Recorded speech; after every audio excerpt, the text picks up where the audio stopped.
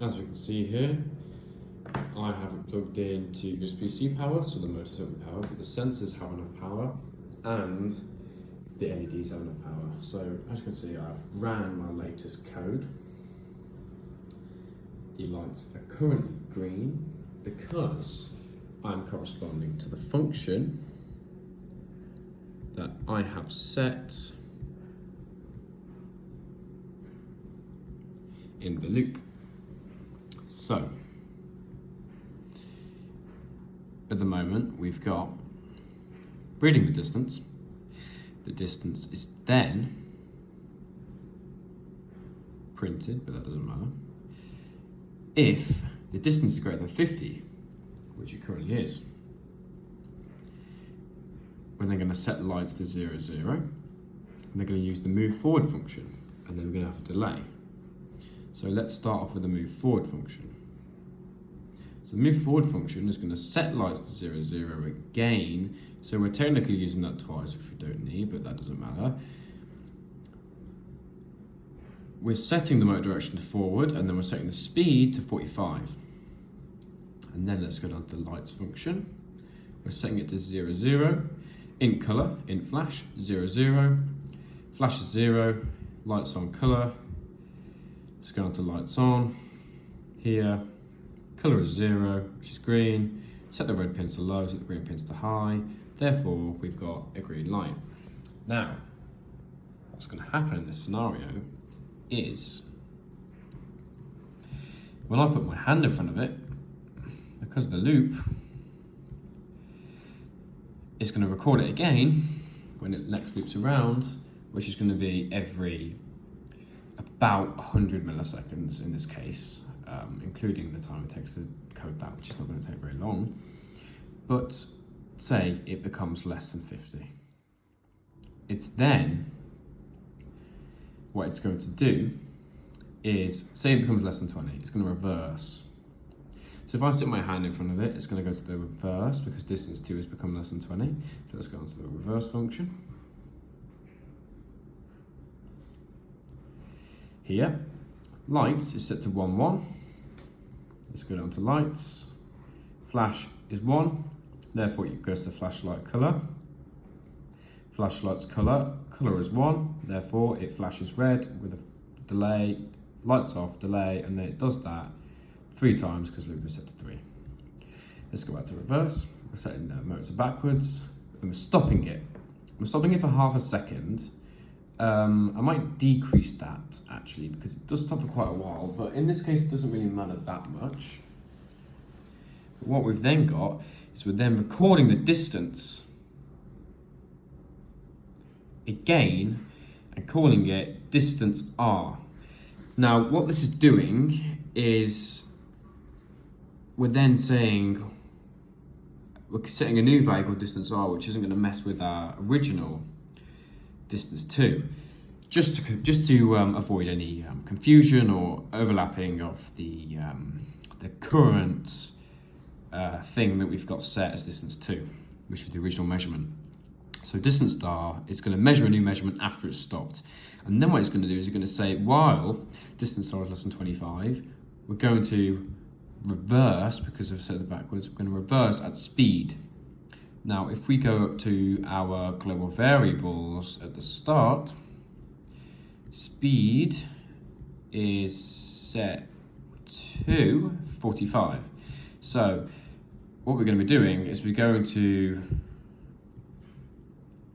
set our speed to 45. So we're going to reverse at 45 speed, so 45% speed.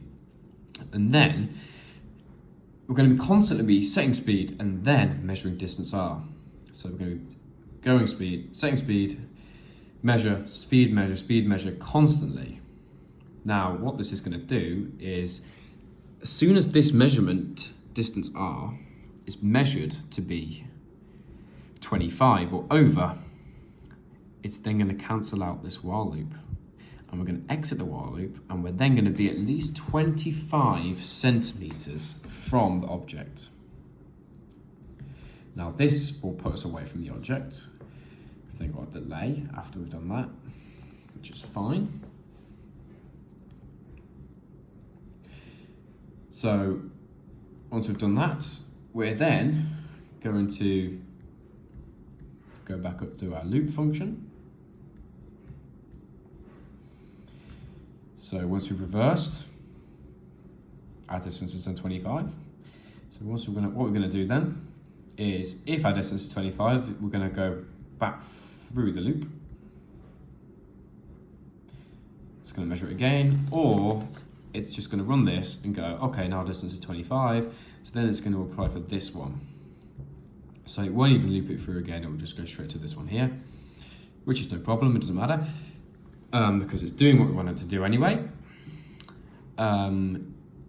Even if we set it as else or else if, it would have to go back through, and it will run the same chunk anyway, doesn't matter. So what it's then going to do is it's then going to run our if distance is greater than or equal to 20, or it's greater less than or equal to 50. So if it's been in between 20 and 50, it's then going to run our function check right and check left, and it's going to assign values right and left. So let's just go down to our check right and check left. So as we can see, we've got our check right function right here. It's going to stop the motors, it's going to delay, it's then going to set it to speed, which is 45. So I'm going to delay, and that's going to be our right motor. So in order to check right,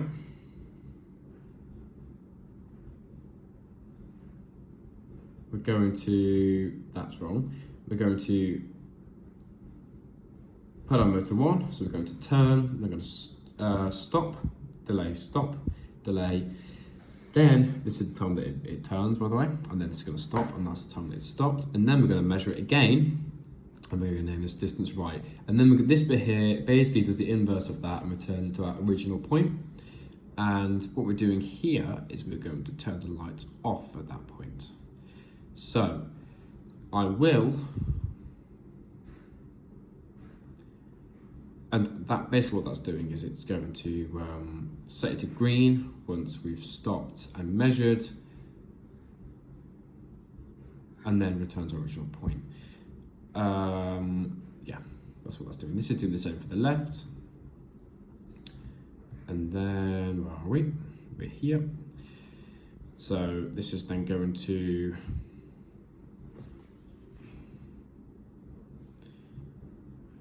doing here now. This is back into the loop. So we've checked right, checked left, set distance right, distance left. If then what we're doing is we're saying if distance right is less than 50, or distance left is less than 50, only one of these has to be true in order for this if statement to actually be called. Then what we're going to do is we're going to say if distance right is greater than distance left, we're going to run our turn right function, or if distance right is less than distance left, then we're going to turn left. So basically what this is doing is we're going to turn into the direction with the greater distance ahead of us. So that's what we're going to do. So we're turning away from the closer object. Let's go down to our turn functions, which are the last functions we've got in our loop. Set lights to red, no flash. What we're then going to do is we're going to stop for a second.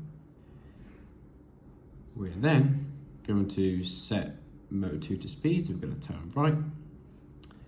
Then we're going to set delay, so this is the amount of time it turns. Motor 2 set to 0, so we're going to stop motor 2, and then we're going to do our lights off, so we're going to turn the lights off, and then we're going to set it to green, flash. So it's going to flash green once it's done, once it's turned, and then we're going to delay at the end of it, and then it's going to run, or it's going to do the same for the turn left. It's basically the same for the opposite direction, opposite motor.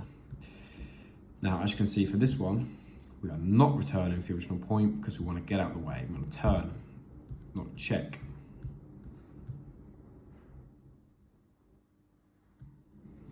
That's the loop.